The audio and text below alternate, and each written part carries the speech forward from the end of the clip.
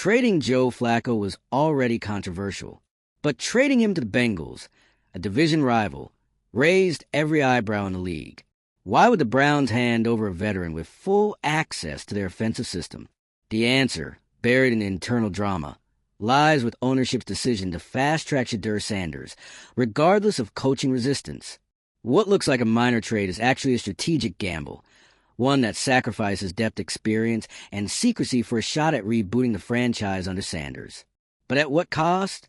If you're into the real story and all the messy twists they don't show on highlight reels, go ahead and subscribe. And if you're sticking around to see how this Browns QB chaos plays out, you should definitely be subscribed.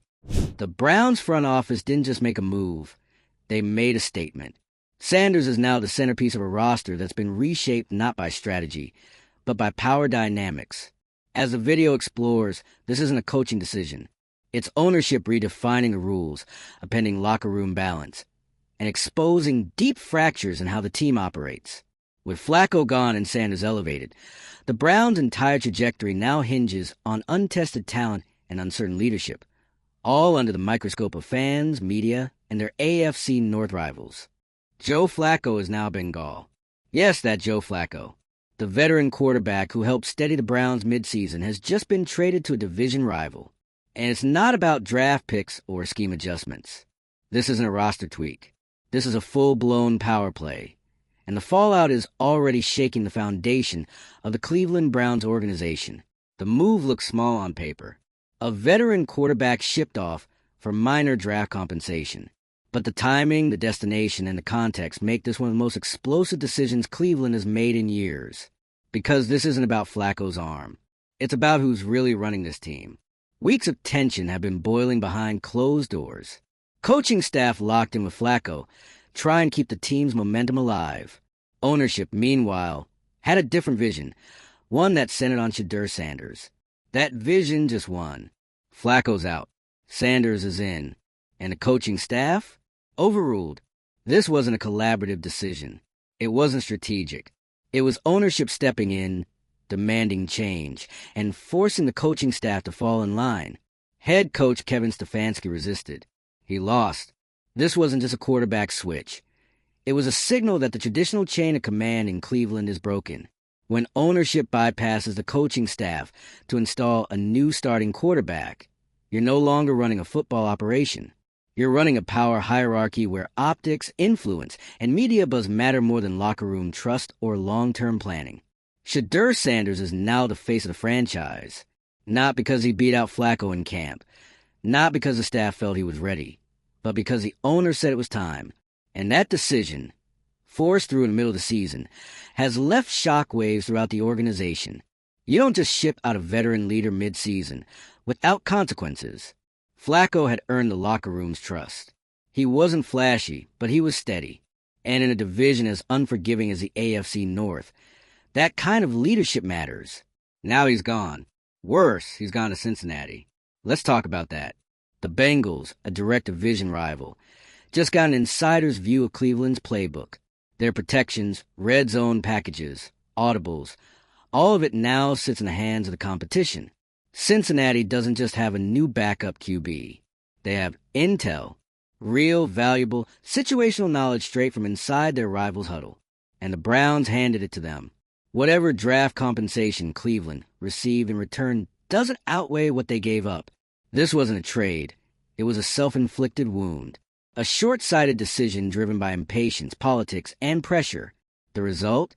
The Browns weakened themselves and strengthened their biggest rival in one move. Meanwhile, the coaching staff has been publicly stripped of authority. They were never in favor of rushing Shedeur Sanders into the starting role. They wanted time. They wanted development. They wanted control over how to manage the most important position on the team. But none of that mattered. Ownership wanted Sanders starting now, and they made sure it happened. This is no longer about game planning or matchups. This is about a fractured power structure. Stefanski and his staff are now forced to coach a quarterback they didn't choose on a timeline they didn't set, while pretending everything is fine. It's not. This kind of top-down interference rarely ends well. It undermines credibility. It creates doubt in the locker room. It disrupts focus.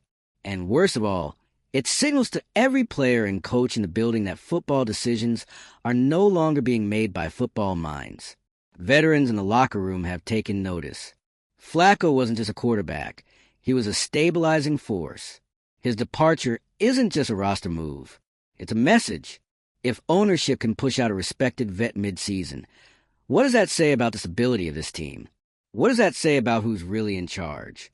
And the fans? They're torn. On one hand, there's real excitement around Shedeur Sanders. He's high profile. He's confident. He brings attention and energy. But on the other hand, the way it's happened, the speed, the politics, the disregard for coaching structure has left a bitter taste. This isn't how you build a team. It's how you break one apart. Now all eyes are on Sanders. Not because he asked for the spotlight, but because it was handed to him with force. He's now expected to save the season, validate the decision, and prove ownership right, all while learning how to be a pro in real time. That's a massive burden. The expectations are unfair. If he struggles, and most rookies do, the backlash won't just land on him. It'll hit every person who allowed this chaos to unfold. There's no room for error now. The Browns don't have a fallback. They traded it away. Flacco's gone. The veteran safety net is wearing orange and black. If Sanders doesn't perform immediately, this move backfires hard, and the damage won't stop at the scoreboard. You're looking at long-term consequences. Fractured trust in leadership, damaged relationships between players and coaches, and a growing perception across the league that Cleveland's internal structure is unstable. It doesn't help that this is all happening in one of the most competitive divisions in football. The AFC North is relentless. There are no soft matchups, no time for internal drama. While Baltimore and Pittsburgh are grinding through the season and Cincinnati is stockpiling talent, including your former quarterback, Cleveland is turning itself into a headline. This has become a cultural moment. It's not just about football. It's about ego, control, and the new dynamics of modern sports management. More and more, we're seeing owners step in and reshape rosters based on media pressure, public narratives, and star power, not strategy. Shedeur Sanders is the latest face of that shift, a high-profile name with media attention baked in, and now a lightning rod for one of the most controversial mid-season quarterback changes in recent memory. And again, this isn't about his talent. Sanders could very well become a star. But even if he does, the process here is broken. And a broken process rarely leads to long-term success. The Browns are trying to compete in a playoff race while overhauling their identity mid-season. That's not sustainable. They're asking a rookie to perform like a veteran, a coaching staff to adjust to a player they didn't choose, and a locker room to stay unified through a decision that openly favored optics over structure. No matter how this ends, the Browns have already exposed something bigger, a franchise teetering on the edge of dysfunction. Ownership's desire to control the narrative has overpowered the fundamentals of football operations, and that shift could define Cleveland's future far beyond this season. It's not just about wins anymore. It's about what kind of organization this team wants to be. One that trusts its football people, or one that chases headlines at the expense of cohesion. Right now, it looks like the latter. Every game from here on out is a referendum.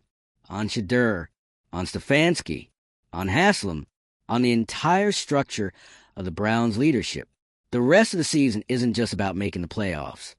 It's about proving that this decision didn't fracture the team beyond repair. And if they fail, if Sanders can't carry the load, if the team crumbles, if Cincinnati uses Flacco's knowledge to punch a hole in Cleveland's game plan, then this won't be remembered as a bold pivot. It'll be remembered as a moment the Browns imploded under the weight of their own ambition. So what do you think?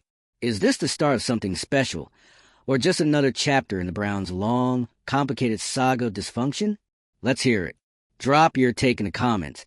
And don't forget to subscribe if you want to follow this mess all the way to the bitter or miraculous end. One way or another, this story is far from over. And if you thought we'd already hit peak chaos, think again, because what's happening in Cleveland isn't just unprecedented. It's unraveling faster than anyone inside the building can spin it. Let's take a step back and break down just how destabilizing this decision really is. The Cleveland Browns had momentum. Not dominance, not perfection, but momentum. And in the NFL, that matters. They weren't lighting up the scoreboard, but they were competing. They were surviving injuries. They were rallying behind a veteran quarterback who gave them structure and presence. That counts for something in a league that chews up teams without it. But instead of building on that foundation, ownership detonated it. Joe Flacco wasn't just traded. He was removed. With one move, the front office didn't just change quarterbacks. They wiped the whiteboard clean mid-install. And they did it not because of locker room dynamics or coaching preference, but because ownership wanted it. There's no mystery here. Jimmy Haslam wanted Shedeur Sanders under center. Not later. Now. Not based on scheme readiness. Based on brand readiness. And just like that, a quarterback with no NFL experience was handed the job in a locker room full of guys who had been rallying behind a vet.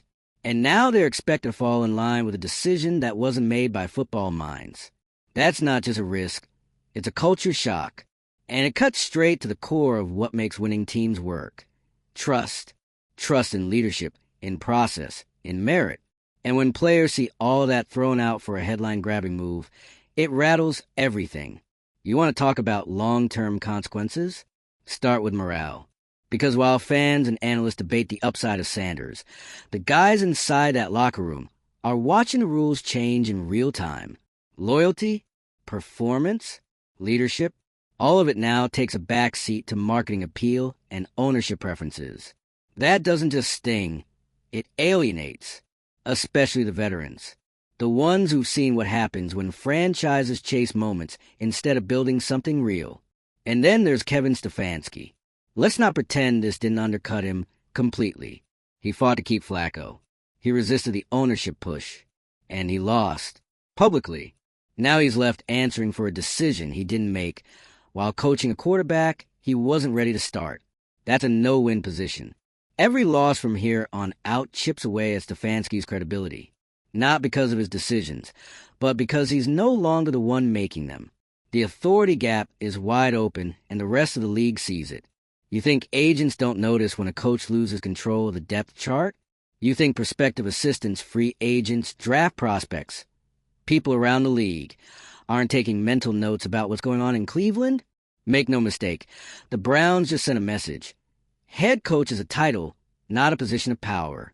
So now, the entire franchise is being held together by hope. Hope that Sanders is ready. Hope that the coaching staff can adapt to a player they weren't planning to start. Hope that the rest of the locker room doesn't implode under the weight of frustration and confusion. That's a dangerous way to run a team. It's not strategic. It's reactive. And in the AFC North, that's a recipe for disaster. Because while Cleveland's busy managing optics, Cincinnati is preparing playoff packages with Flacco in the film room. Pittsburgh is building around their identity. Baltimore is charging forward with a clear hierarchy. And the Browns? They're starting over mid-season, with a fractured leadership structure and a rookie QB who's been thrust into a storm he didn't create. And let's talk about that pressure. Because Sanders isn't just playing to win games. He's playing to validate an entire organizational pivot. Every snap he takes is now a referendum on ownership. Every mistake will get replayed not just as a rookie growing pain, but as evidence that this transition was premature. There's no developmental grace period here.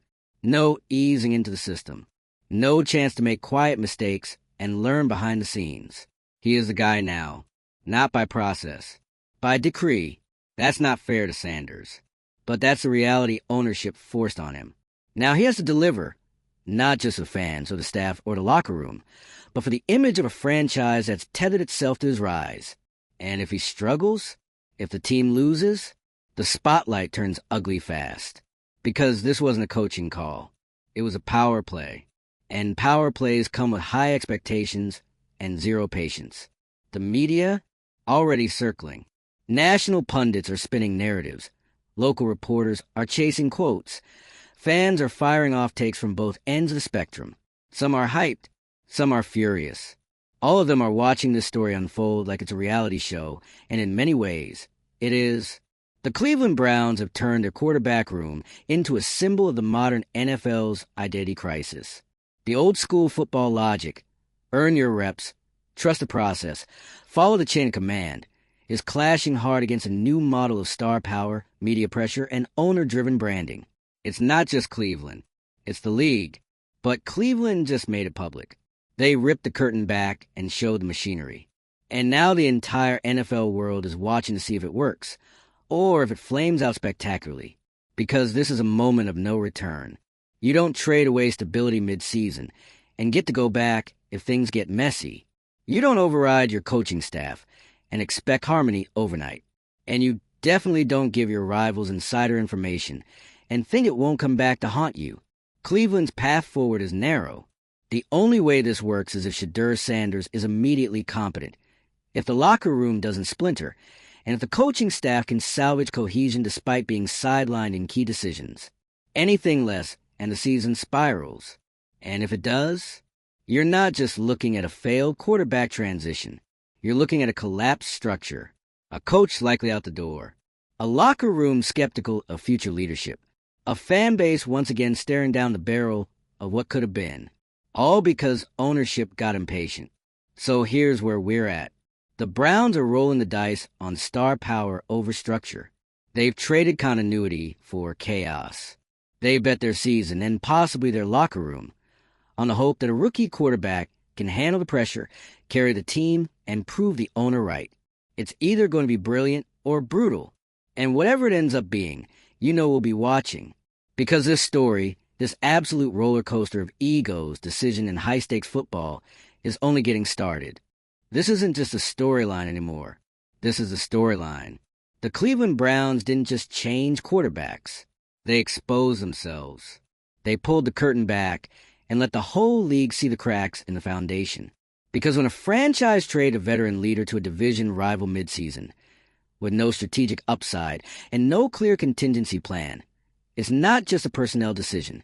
It's a sign that the internal structure is breaking down, and fast. And if you listen closely, you can already hear it. That low rumble of doubt echoing through every level of the organization. The coaching staff? Silence. The veterans? Side-eyed and shell-shocked. The fan base? Torn between blind hope and bitter déjà vu. This isn't the first time Cleveland's made a bold move that felt like a gamble. But this one is different. This one doesn't just reshape the season. It reshapes the identity of the entire franchise. And all of it hinges on one name, Shedeur Sanders. Here's what's not up for debate. Sanders has star power. He has the confidence, the media magnetism, the family legacy, and the swagger that draws attention. He's walked into the NFL already more famous than most rookies could ever hope to be. But NFL stadiums aren't built on Instagram clips or highlight edits. They're built on consistency, repetition, leadership, and trust. All things that take time. All things that can't be rushed.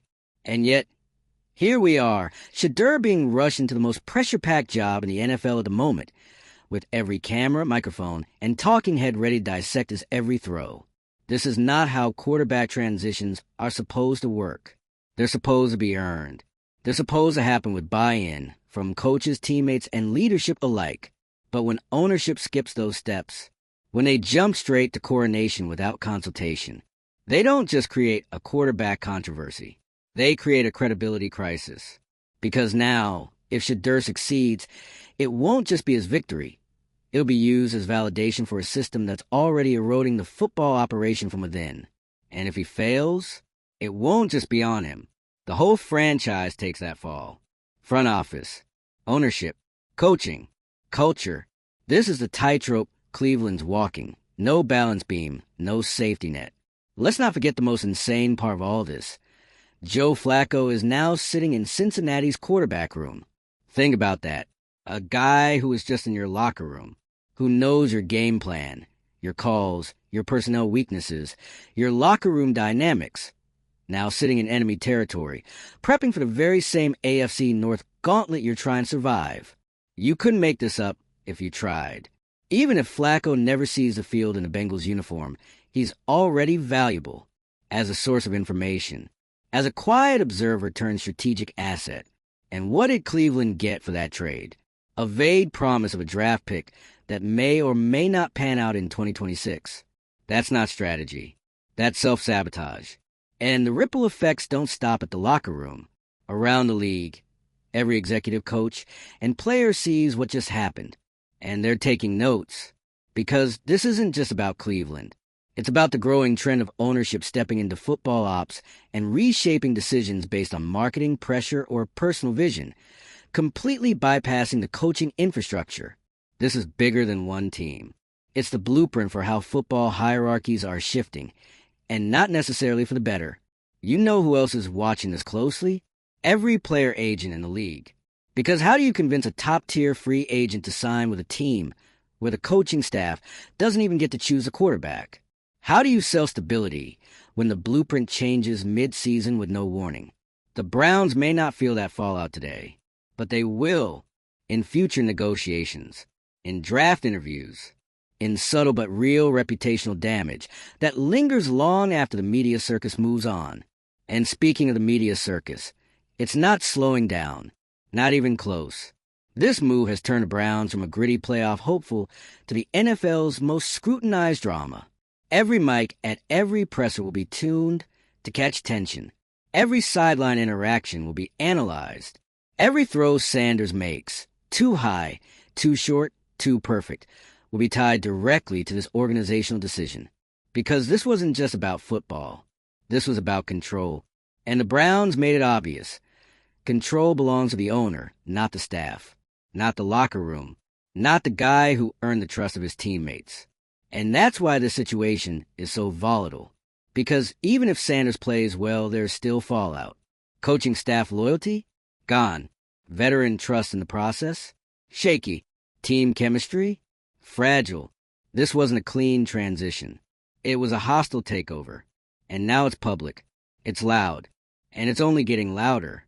This is a kind of move that either rewrites the franchise's legacy or burns it to ground. There is no middle ground. Because the Browns didn't just raise the stakes. They put the entire table on fire. Now, every win will feel like a reprieve. Every loss will feel like a referendum. And every moment Shedeur Sanders is on that field is a test. Not just his ability, but of the structure around him. Is this what Cleveland football has become? A high-wire act run from the top down, with football men silenced and football decisions made by headlines? If so, the next few weeks will tell us everything we need to know. Because we're about to find out, was this the start of something transformative? Or the moment the Cleveland Browns once again became their own worst enemy? You know what to do. Sound off in the comments. Where do you stand? Is this genius or a total dysfunction? And make sure you're subscribed, because no matter how this plays out, one thing's certain. This saga is far from over.